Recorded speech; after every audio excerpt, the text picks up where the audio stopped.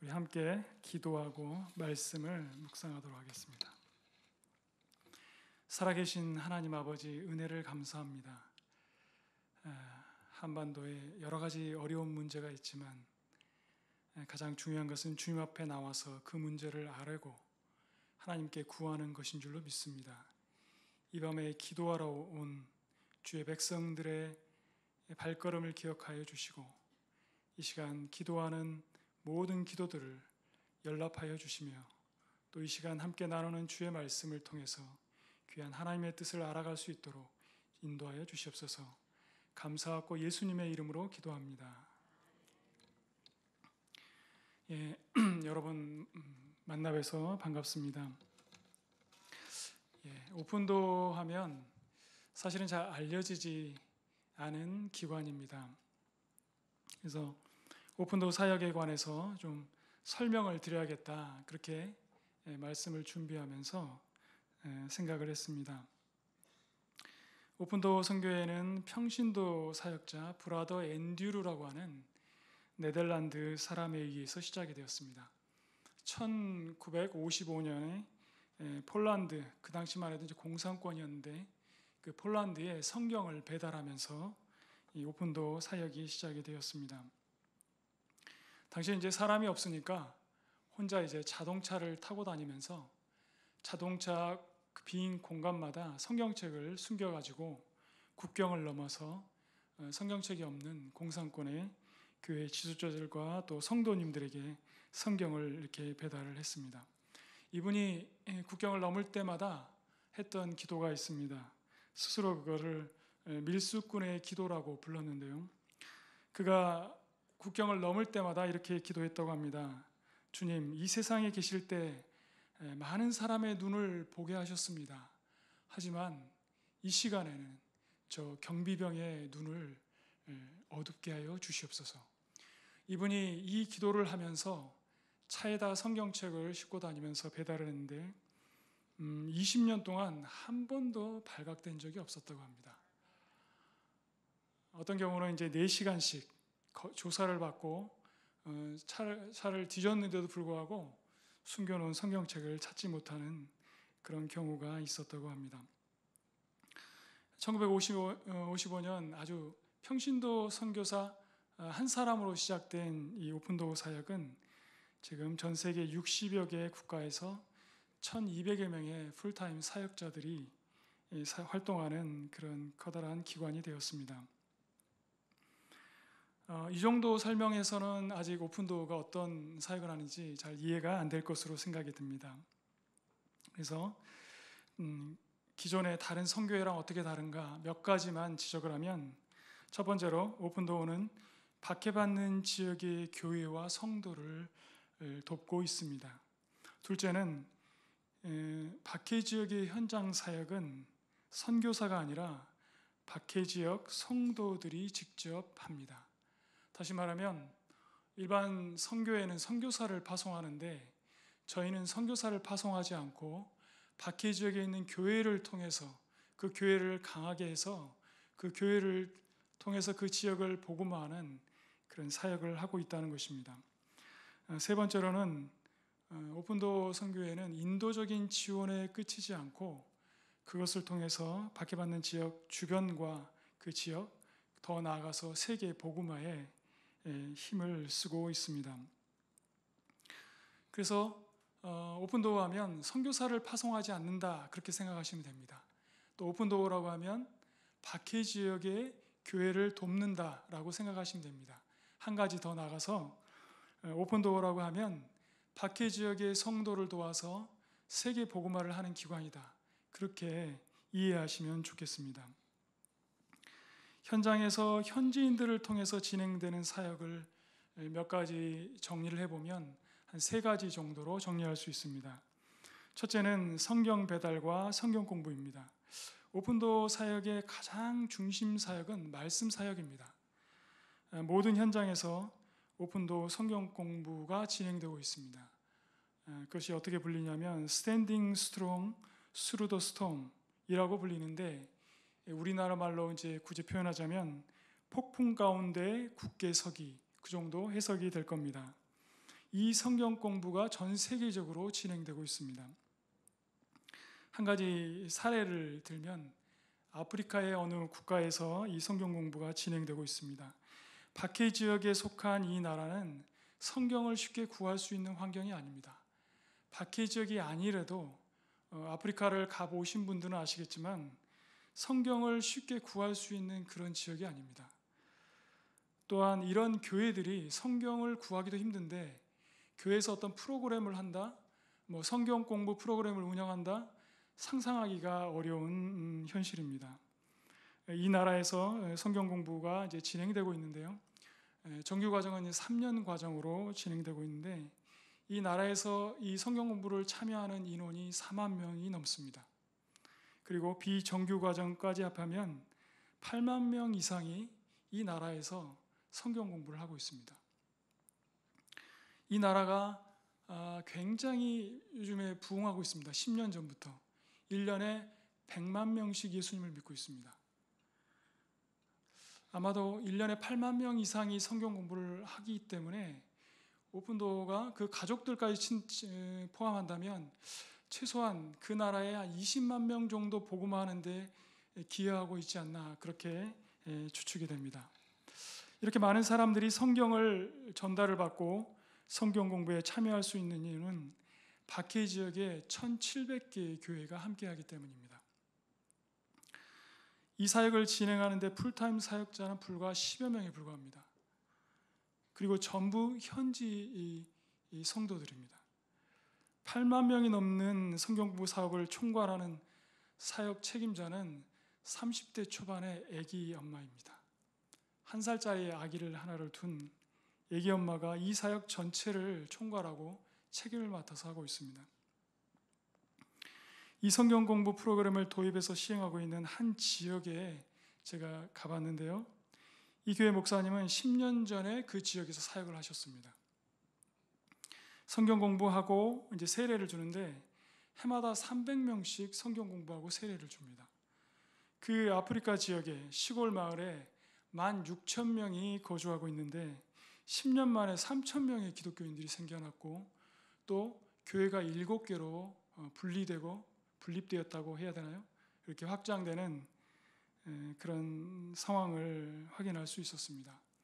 오픈도어 사역의 특징은 선교사 파송이 아니라 박해 지역에 있는 교회를 통한 세계 복음화, 그렇게 이해를 하시면 좋겠습니다. 두 번째로는 사회 경제적 지원을 하고 있습니다. 박해 지역의 기독교인들은 교육과 생활 등 여러 방면에서 차별과 또 여러 가지 박해를 경험하고 있습니다. 금년에 제가 10월 초에 어느 박해 지역 국가를 방문했는데요. 이 나라에서 예수님을 영접하고 믿었다는 이유로 집에서 쫓겨난 청소년들이 122명이었습니다.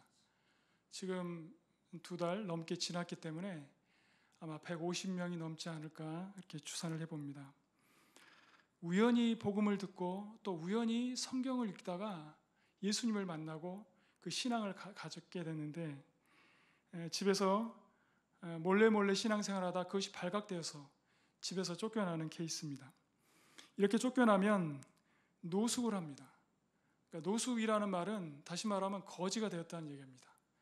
청소년들이 예수님 믿고 그 신앙을 계속 지킴으로 말미암아 집에서 쫓겨나서 노숙하면서 구걸하면서 그렇게 지내고 있었습니다.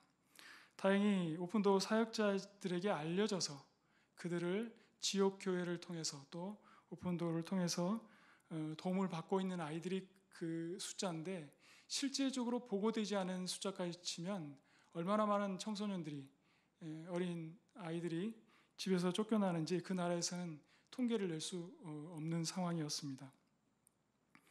이런 환경 속에 놓인 기독교인들과 교회 공동체를 살리기 위해서 진행되는 사업이 사회경제적 지원 사역입니다. 여러 가지 형태가 있습니다. 한국에서 요즘에 소위 바람이 불고 있는 비즈니스 선교를 생각하시면 됩니다.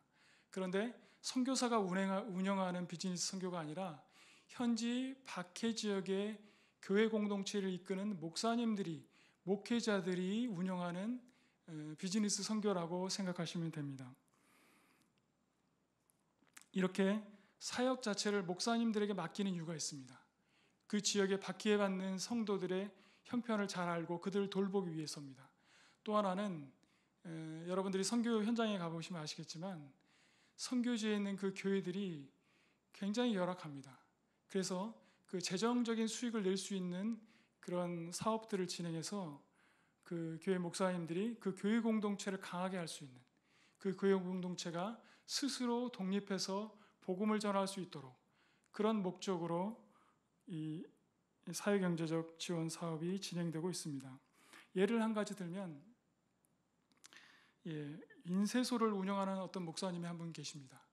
오픈도어에서 6만 불을 투자해서 인쇄에 관련된 4가지 기계를 설비들을 설치하고 그래서 인쇄 사업을 하는데 이 인쇄소에서 수입이 발생해서 박해 지역에 이제 성도들 20명 정도를 고용하고 있습니다. 그리고 더 수익을 내서 3,800여 명이 넘는 지역교회 성경 공부 교재들을 찍어내고 있었습니다. 이것은 하나의 샘플인데 이런 목적과 이런 방향성을 가지고 사회경제적 지원이 진행되고 있습니다. 그 형태를 보면 제과점이라든가 인쇄소, 봉제공장, 농장, 그 다음에 상점, 가게들, 또 소규모 투자할 수 있는 사업들 이런 것들을 지원을 하고 있습니다. 조금 규모가 더 큰 사업들이 있는데요. 직업훈련학교, 학교를 운영합니다. 또 유치원 같은 그런 교육기관을 운영하기도 합니다. 제가 방문했던 그 나라는 무슬림이 99%가 사는 그 지역에 8개의 유치원을 세우고 운영을 하고 있었습니다. 각 유치원마다 150명에서 200명의 아이들, 무슬림 부모를 둔 아이들이 오는데 이 아이들에게 복음을 전할 수 있는 굉장히 좋은 기회였습니다. 사회경제적 지원을 하는 것은 단지 경제적인 이익만을 남겨주기 위한 것은 아니고 그 지역을 복음화할 수 있는 재정적인 기반을 만들어주기 위해서 하고 있는 것입니다. 세 번째 마지막 사역을 좀 정리하면 각 지역에 특성화된 다양한 사역들이 있습니다. 박해 지역 교회들이 경험하는 어려움 중에 하나는 뭐냐면 상처와 트라우마입니다. 가족 중에 누가 가족들이 보는 앞에서 아버지가 참수를 당한다거나 또 가족들이 보는 앞에서 자녀들이 그렇게 죽게 되면 그 남겨진 가족들의 상처가 굉장히 상상하기 어려울 만큼 크게 다가옵니다. 이럴 때 트라우마 치유 사역팀이 가동이 되고요. 지금 시리아와 나이지리아에 기독교 난민들이 굉장히 많이 발생하고 있습니다. 이럴 때는 이제 난민 지원 팀들이 함께 그 지역에 가서 그 난민들을 돕고 식량을 제공하고 또 가옥을 수리해주고 성도들의 삶과 교회 공동체를 재건하는데 여러 가지 도움들을 주고 있습니다. 오픈도어 사역은 60년이 넘게 이 사역을 진행해 왔습니다. 그러다 보니까 굉장히 패턴화되어 있고 체계화가 되어 있습니다. 북한을 예를 들면 북한도 상황은 앞서 설명한 대로 많이 비슷합니다. 사회경제적 지원은 그렇게 활발하지 않습니다. 그렇게 할 수 있는 나라가 아니기 때문에. 하지만 성경 배달과 성경 공부를 할 수 있는 그런 여러 가지 사역들을 진행하고 있습니다. 북한의 경우 여타 현장과 다른 특성을 가진 2가지 사역이 진행되고 있는데요. 그 첫 번째는 방송 사역입니다. 여러분이 잘 아시는 것처럼 극동방송과 TWR 그리고 다른 루트를 통해서 북한의 말씀과 또 그들이 필요한 정보들을 송출하고 있습니다. 둘째로 북한 여성을 위한 쉼터 사역입니다. 1990년대 중반부터 초반이었나요? 중반부터 탈북자들이 많이 생겼는데 통계를 보니까 북한을 떠난 사람이 지금까지 20만 명이 넘는다고 합니다. 근데 그 중에 10만 명이 중국에 정착을 했는데 그 정착하신 분들이 상당수가 여성이라고 그렇게 통계가 되어 있습니다. 중국에서 정착하고 살고 있는 그 여성들 가운데 여러 가지 어려운 환경에 처하신 분들이 많습니다. 그래서 그분들에게 쉼터를 제공하고 그들이 회복할 수 있는 그런 쉼터를 운영하고 있습니다. 이것이 북한 지역에서 일어나는 다른 지역에서 일어나고 있지 않는 특별한 상황의 사역이라고 하면 이 두 가지를 뽑을 수 있을 것입니다. 이 정도 설명을 드리면 오픈도어가 무엇을 하는 기관인지 어떤 사역을 하는지 어느 정도 이해가 되실 줄로 생각이 됩니다. 여러분 오늘 받으신 비닐봉투 안에 오픈도어 가족이 되어주세요 카드가 있는데 여기 체크하시고 나가실 때 저희 직원들한테 주시면 저희가 월간 오픈도어 소식들, 현장의 소식들을 알 수 있는 저널을 무료로 배포해 드립니다. 더 자세한 내용을 알고 싶으신 분들은 이 오픈도어 가족이 되어주세요 이 카드를 작성하시고 나가실 때 제출해 주시면 좋겠습니다. 그리고 내년에 그동안 오픈도어가 하지 않았던 일들을 몇 가지를 좀 준비하고 있습니다. 첫 번째로는 저희 소식지의 편집을 완전히 새롭게 지금 바꾸고 있습니다. 두 번째로는 홈페이지를 새롭게 구축하고 있습니다. 그동안 이제 잘 의사소통이 안 돼서 현장에 일어나는 소식과 사역들 그것들이 이제 잘 소개가 안 되는 그런 문제점들을 개선하고 이제는 좀 소통할 수 있는 그런 홈페이지를 지금 구축하고 있습니다. 세 번째로는 내년에 저희 사무실에서 그 현장 방문을 추진하고 있습니다. 그동안 안 해왔던 겁니다.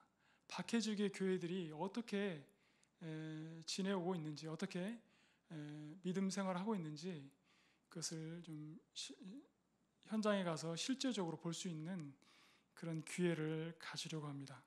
여러분의 많은 관심과 참여를 부탁드리고요.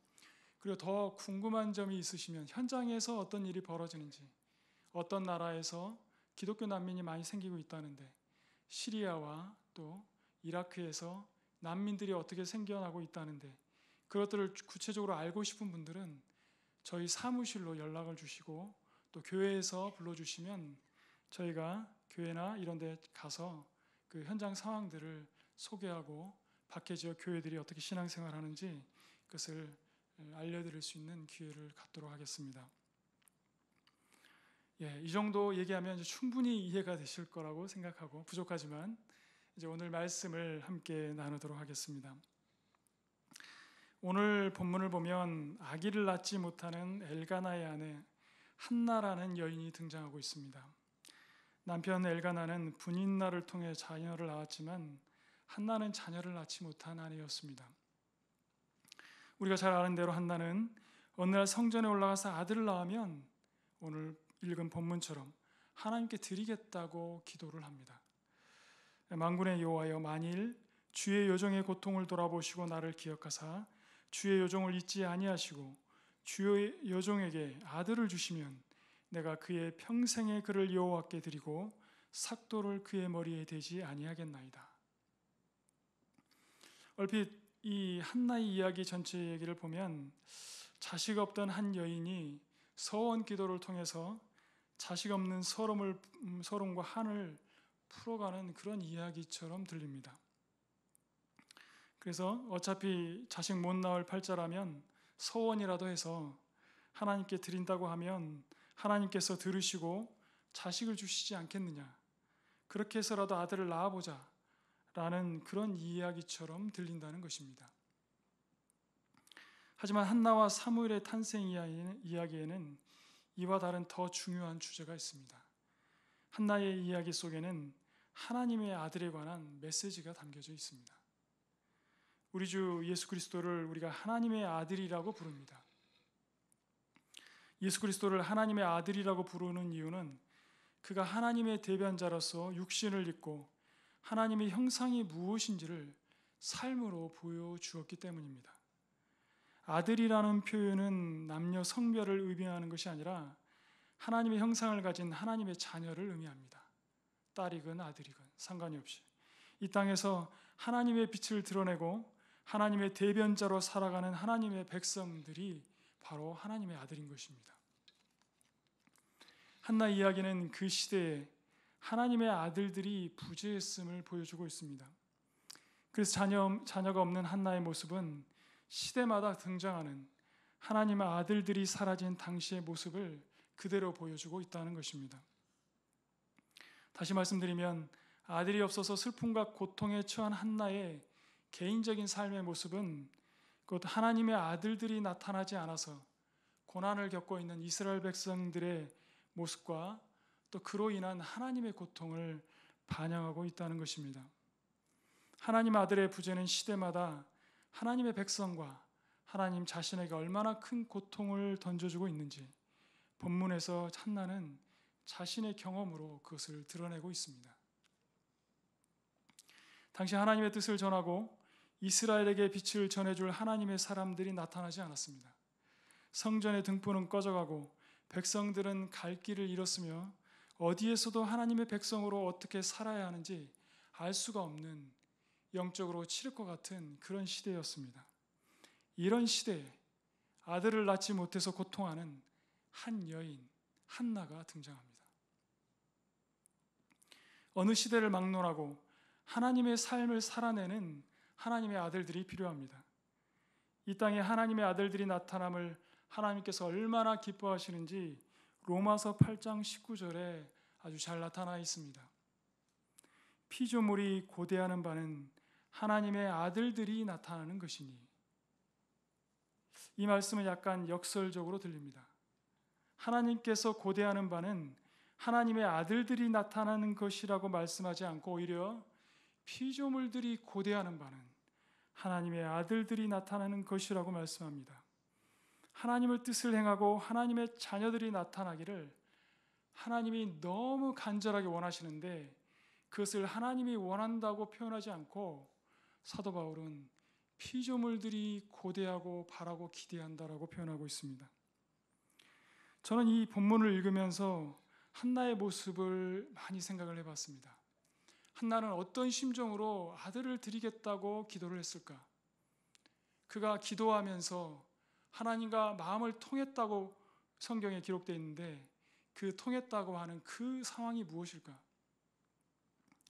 아들 구하러 성전에 기도하는데 아마도 이런 심정이 들지 않았을까 저는 추측하는데 그것은 뭐냐면 하나님도 자신의 처지처럼 이스라엘 백성에게 하나님의 뜻을 전하며 살아가는 하나님의 아들이 없는 또 하나님의 아들이라고 부를 만한 사람이 없는 것으로 인해서 하나님도 고통하고 있다는 것을 깨닫지 않았을까? 그래서 한나는 하나님께 이렇게 기도하지 않았을까요? 하나님, 아들 없는 고통 저만의 것인 줄 알았는데 하나님도 아들이 없으시군요. 제게 아들을 주시고 제가 아들을 낳으면 하나님, 당신 아들로 삼으세요. 하나님도 아들이 없으시잖아요. 이 시대에 당신의 아들이 없어요. 하나님, 아들을 주시면 당신께 드릴게요. 이 시대에 필요한 당신의 아들 삼아주세요. 저는 한나의 이 기도를 보면서 한나가 이렇게 기도하지 않았을까? 내가 아들이 없는 고통이 나만의 고통인 줄 알았는데 하나님의 모습 속에 그 고통이 있는 것을 발견하고 하나님 제게 아들을 주시면 그 아들 하나님께 드리겠나이다. 그렇게 서원하지 않았을까? 저는 그렇게 생각해 봅니다. 여러분, 이 시대의 하나님의 아들들, 하나님의 자녀들은 누구입니까? 이 시대에 활동하고 나타나야 할 하나님의 자녀들은 누구입니까? 전 세계 많은 기독교인들이 핍박과 박해 속에서 고통하고 있습니다. 굳이 핍박과 고통이 아니더라도 남한 사회에 얼마나 많은 상처받은 영혼들이 있고 남녀노소를 불문하고 어린아이는 어린아이대로 청소년들은 청소년대로 청년들은 청년대로 중년과 장년은 또 그 중년과 장년 나름대로 노인층은 또 노인대로 그들의 아픔과 상처를 보듬어주고 하나님의 말씀과 하나님의 사랑을 전해줄 이 시대의 하나님의 아들들은 어디에 있습니까? 특별히 우리는 북한의 참기 어려운 이 고통과 인내 속에서 믿음을 지키고 있는 사람들을 알고 있습니다. 우리에게 익숙한 찬양의 한 곡이 있는데 저는 이 찬양을 부를 때마다 하나님 아버지께서 이 시대에 하나님의 아들들을 구하고 있다는 찾고 있다는 그런 생각이 듭니다. 사망의 그늘에 앉아 죽어가는 나의 백성들, 절망과 굶주림에 갇힌 저들은 내 마음의 오랜 슬픔, 고통의 멍에에 매여 울고 있는 나의 자녀들, 나는 이제 일어나 저들의 멍에를 꺾고 눈물 씻기길 원하는데 누가 내게 부르짖어 저들을 구원케 할까? 누가 나를 위해 가서 나의 사랑을 전할까? 나는 이제 보기를 원하네. 나의 자녀들 살아가는 그날, 기쁨 찬송 소리, 하늘 웃음소리, 온 땅 가득한 그날. 한날 시대에 하나님의 아들들이 필요했던 것처럼 이 시대의 전 세계 고난받는 교회들을 위한 하나님의 사람들이 필요합니다. 또한 이 남한 사회에서 상처받고 갈 길을 잃고 방황하는 수많은 영혼들을 바르게 인도할 하나님의 사람들이 이 시대는 요청되고 있습니다. 특별히 북한의 성도들의 아픔과 상처를 감싸고 회복시킬 하나님의 아들이 진정으로 필요한 시대입니다. 하나님은 지금도 자기 백성들을 위해 이 시대를 위한 하나님의 아들들을 찾고 계십니다.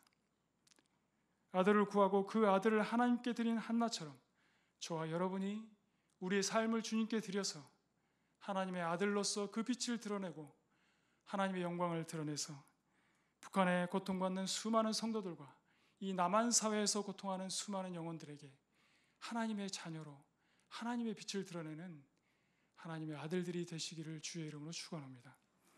우리 함께 기도합시다. 살아계신 하나님 아버지 감사합니다. 한나가 자신의 고통 속에서 하나님의 고통을 보았습니다. 자신만 아들이 없어서 고통스러운 줄 알았는데 그 시대에 하나님의 아들들이 나타나지 않아서 하나님의 백성들이 방황하고 그로 인해 고통하는 하나님의 아버지의 마음을 보았습니다. 하나님은 이 시대에도 하나님의 아들들이 나타나지 않음을 인하여서 우리 아버지께서 마음이 아파하시고 힘들어하고 계시는지 아니신지 우리 자신을 돌아볼 수 있도록 도와주시옵소서.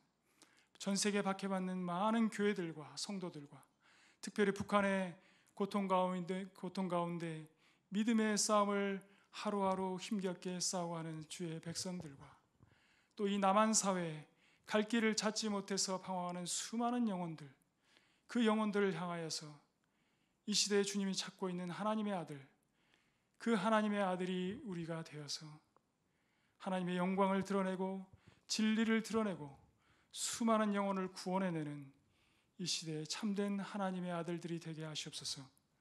감사하고 예수님의 이름으로 기도하옵나이다.